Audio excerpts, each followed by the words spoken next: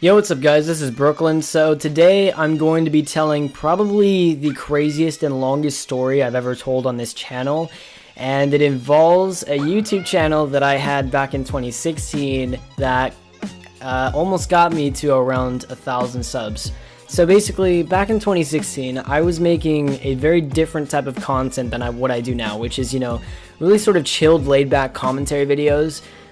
See, at the time, I was really into this YouTube channel called McJuggernuggets. Now, if you don't know who that guy is, he pretty much was successful on YouTube because he made these fake rage videos where he would fake a reaction of his dad like running over his video games with a lawnmower, and he would get fuck tons of views, dude. He would bank out on that shit, and he would pretty much, like maintain his character as like this guy that just gets pissed off and screams at shit. And for some reason, I was intrigued by the idea of, fake getting pissed off at something, and I tried to do it myself. The first time I did it, I made this video on my fucking little iPhone, and there was this cool game that came out called Pixel Gun 3D, and I played the fuck out of that game. I was playing it like a few years, before the Rage videos even happened, but I grabbed this little screen recorder off of the fucking Google Play Store. I was pretty much just sitting there on my chair, playing this fucking game, screen recording, and I was yelling at this thing, pretending to get pissed off.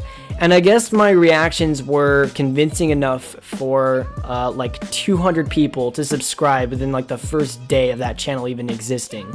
Now, let me explain how that happened. So, the first video that I put out, was just gonna be that video, right? But that video gained like I think 50 views within the first hour, and I was like, oh shit, I could actually like keep this up and maybe get more. And what I did was I put out a second one that was just like that, and I titled the first video Uber Rage, and I thought, why not be creative and call the second one Uber Rage 2? So I did that, and I put that video out, and I think within like 5 hours, my phone was getting flooded with emails from YouTube saying, this guy subscribed, new comment on this video, fucking this guy liked your video. It was like super, like my phone was blowing up, and when I saw this, I was like, oh my god, it's happening to me. It's finally happening, right? Because I've seen so many videos of like successful YouTubers talking about how like the first time they blew up on YouTube, and they're like, oh my god, my phone's blowing up. And that shit actually was happening to me. So I was like, holy fuck, this is amazing. What's going on? And instantly, the gears in my brain were turning. I was like, somebody shouted me out. So I was trying to figure out, going through all these comments, like, what happened? And everybody was mentioning this guy named Esso. And I was like, who the fuck is Esso, right?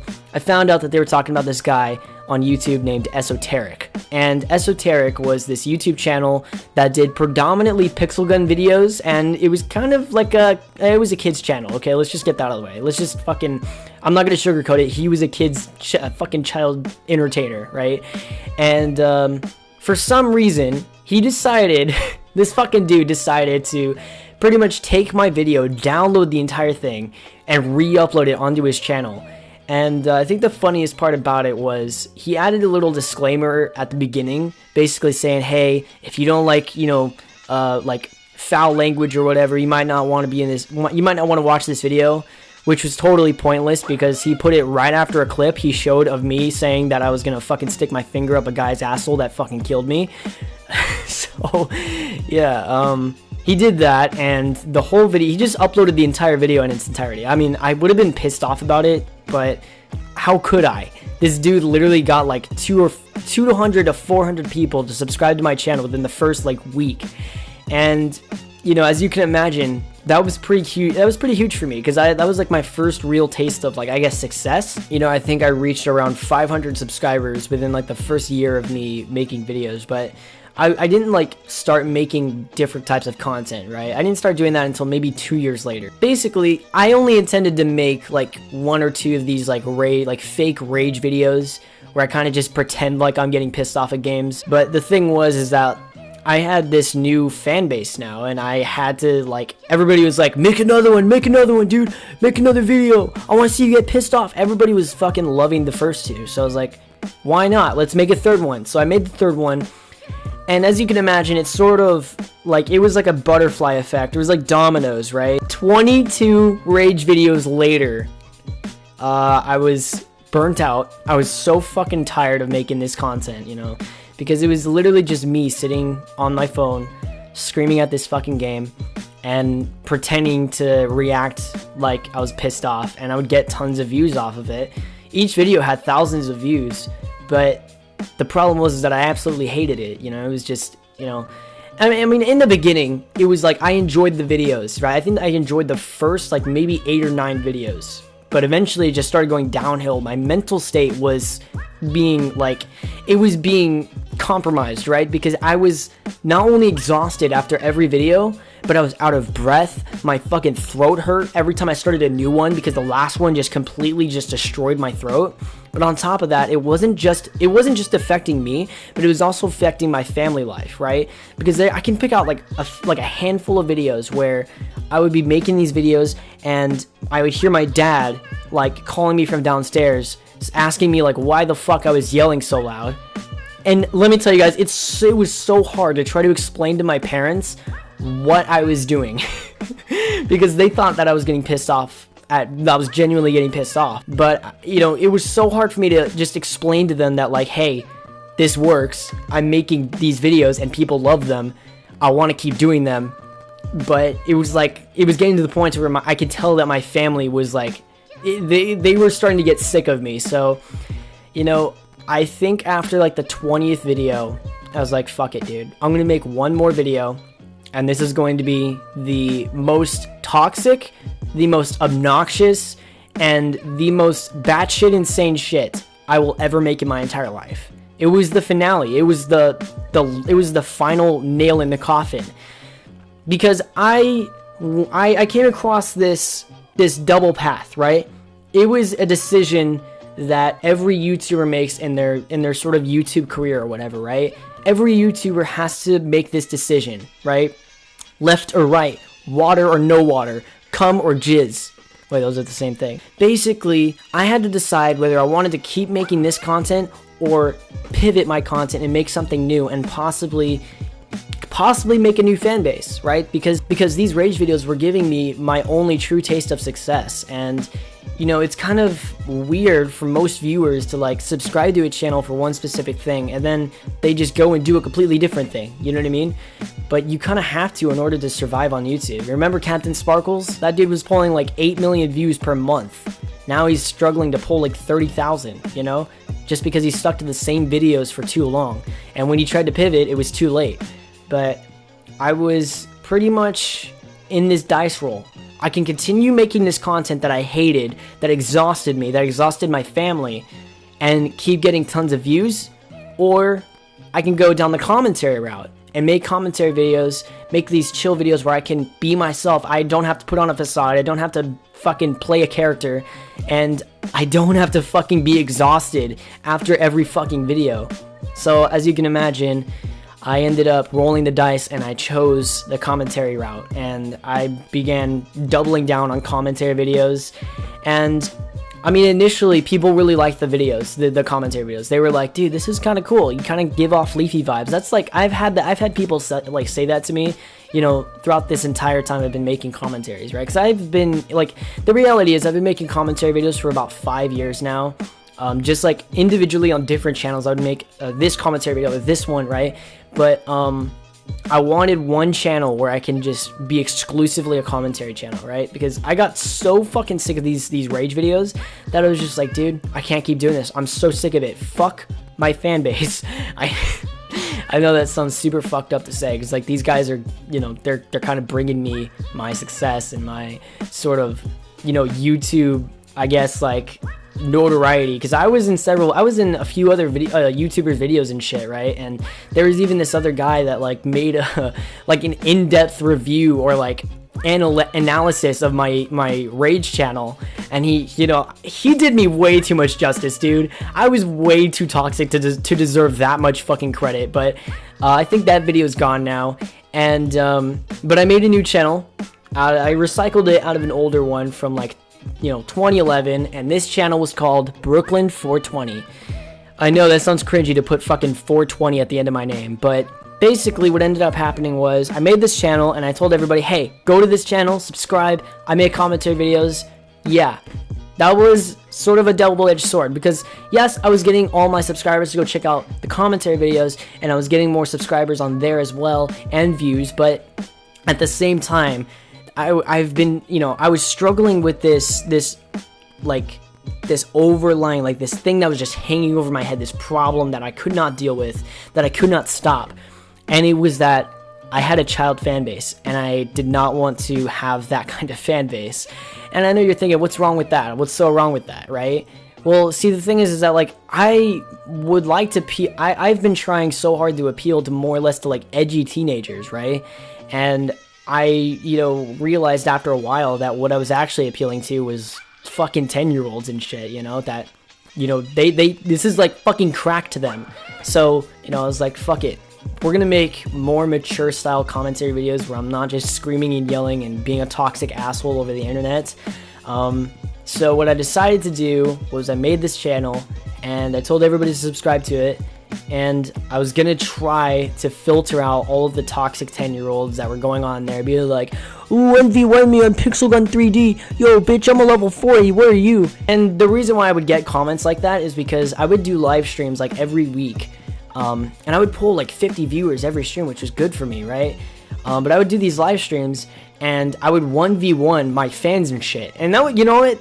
The live streams were alright. They weren't that bad, right? Because it was the one time where I didn't have to actually rage to please my fan base, you know, because they could sort of get into a game with me, and I can interact with them and shit like that. And I also made some pretty good friends, you know, out of those videos as well, so that was nice. Shout outs to fucking Salona, Firejank, also the Loaded Gang, y'all are fucking sick. And also I'd like to give a shout out to fucking Lars, asshole. But eventually got to the point to where I was doubling down on this channel. I wasn't uploading on Ultra Rage Kid anymore. Literally didn't upload shit on that channel. It was like 5 or 6 months since I last uploaded, and I made one final video on that channel, basically telling my fans, like, hey, like, I'm only gonna be making commentary videos. I'm only gonna be on this channel. So Ultra Rage Kid is fucking dead. That was the name, by the way. I just literally whooped that up like 3 seconds because they, you know, I didn't really have a name for myself. I kind of just like had like these 2 videos up, and I had this name in my head. I was like, okay, it has to have the word rage in it. And so I was like, Ultra Rage Kid. Okay, fuck it. Ultra Rage Kid. And then I put a second D at the end next to fucking kid for some reason. I don't know why. But, you know, some people called me Ultra Rage Kid. Most people called me just Irk or RUK. And, yeah, that was pretty much that. But, eventually it got to the point where I started realizing, okay, yeah, like I'm not uploading on this channel anymore, but I realized that these videos and like all of this content, this toxic trash content, was still on YouTube. And I was like, holy fuck, what if like I get really big someday and people find these videos of just like this cringy ass kid, toxic as fuck, just yelling at video games. So it was like one of those things where I felt like I had to just completely get rid of, right? I totally scrubbed YouTube of my rage content. There's still like a fan channel, an Ultra Rage Kid fan channel that's still up to this day, and also that original video that was made on me by the fucking esoteric cunt. And for a while, it was nice because I didn't have to make these stupid fucking like toxic videos, and I could just be chill. I can be myself, dude. Like, the way I'm talking to you right now is how I was talking to my fan base through these videos.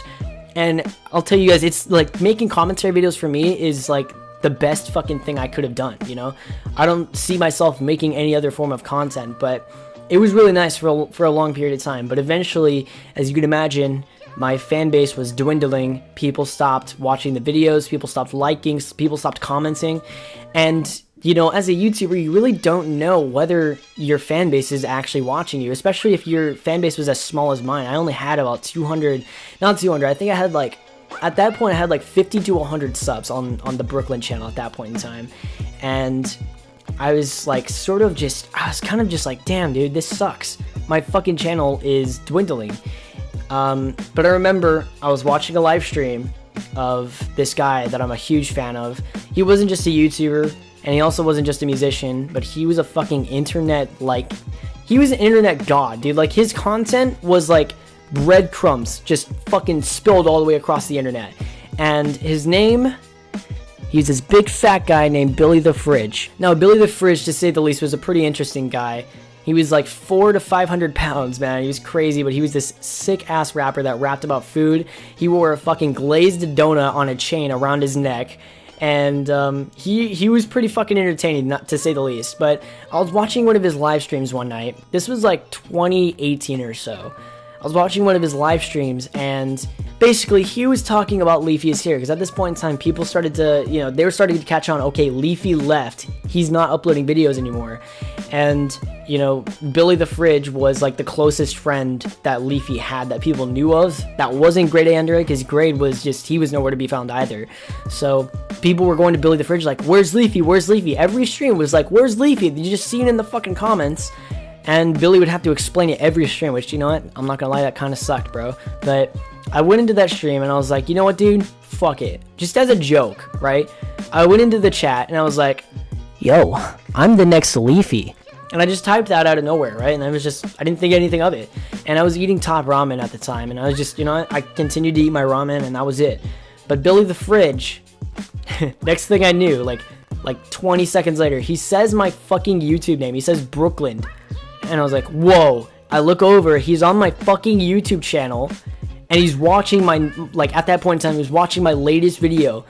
And I was literally just like, holy fucking shit, because this guy had like 100,000 subs. And plus, I was like one of his biggest fans at the time. So I was like, dude, no fucking way, this guy's actually on my channel. And you, like, next thing I knew, there was like 30 new people that subscribed to my channel. I was getting tons of notifications from people in the commentary community, that from like the more underground side of the commentary community of like these smaller YouTubers. And I was getting messages from people like Benson Chen and shit, man, and Defty.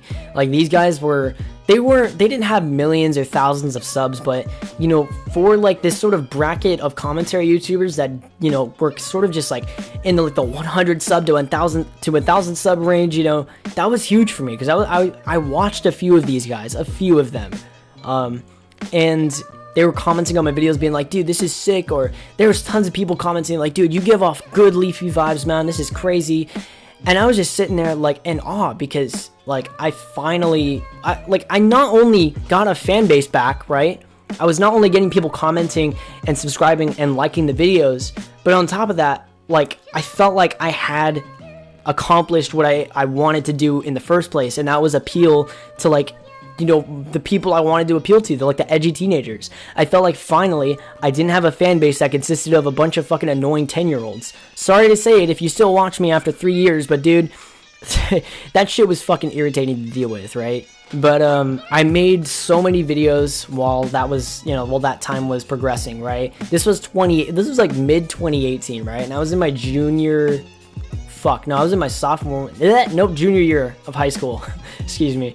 And, you know, I was just like, dude, I was so happy, right? Because I'd be sitting in fucking class, and I would just get a comment every fucking day. There was never a day where I didn't get a comment.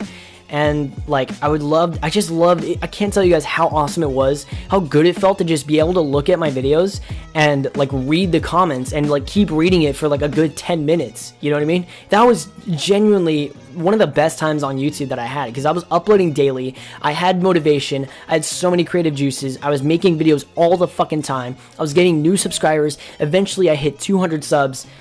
But then something fucking happened, and gradually but quickly, people stopped sort of interacting with the videos. People stopped watching the videos. My views went down so low, right? Every video would get like hundreds of views. Now I was like struggling to break fucking 50. Yeah, it was kind of like that point. It was like I was reaching that point again where I was losing my fan base. I was losing everything that I was working up for, and I was like, I was like torn between making commentary videos or doing something else, because, you know, I felt like I had to change again, but I didn't fucking want to, because commentaries are just genuinely what I enjoyed making. And if that's what I have to fucking do, you know, to sort of satisfy myself, then I'm gonna fucking do it, dude. But here we are about 2 years later, almost 3, and I'm still making commentary videos in my fucking bedroom. I got a better mic finally, though. Blue Yeti Pro fucking satisfies, bro. It's amazing what you can do with a $60 mic, dude. But that's sort of the story of my YouTube sort of success. Oh yeah, and a little side note, one of my inspirations for Ultra Rage Kid was Super Minecraft Kid. If you guys don't remember this kid, he was pretty much that guy, that fucking kid, sitting in his room screaming his ass. Like, he was like me on acid and crack at the same time. This kid was famous too. Like, he had like 5,000 subs. He had like several big YouTubers making videos reacting to him. And I ended up getting into it was a Discord call with this kid and like a few other people. And I was like, dude, like, I was chatting with this guy. We were fucking joking around and shit. It was cool as fuck. But, you know, those times are now over. I think Super Minecraft Kid has now plummeted. He just doesn't fucking... He's not even on YouTube anymore, dude. But I think aside from that, that was really the story of, like, my YouTube success / downfall / success and downfall again. And here we are now, still making fucking commentary videos in my fucking bedroom. And if you stuck with me for like the last 4 years up until this point in time, then thank you. But at the same time, at the very bottom of my heart, fuck you.